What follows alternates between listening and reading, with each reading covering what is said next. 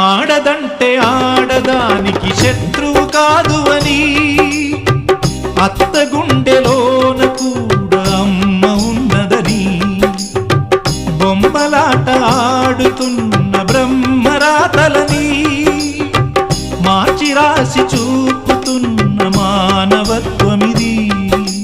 చరితలు చదవని తొలి కథగా, మనసులు ముడిపడు మనుగడగా, తరతరాలకు నిలిచి పొమ్మని తల్లిగా దీవించే చల్లని తరుణమిది. అనురాగమే మంత్రంగా,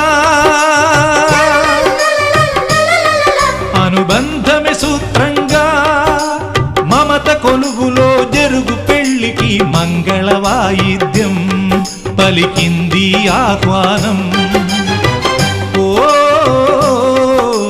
మంగళ వాయిద్యం పలికింది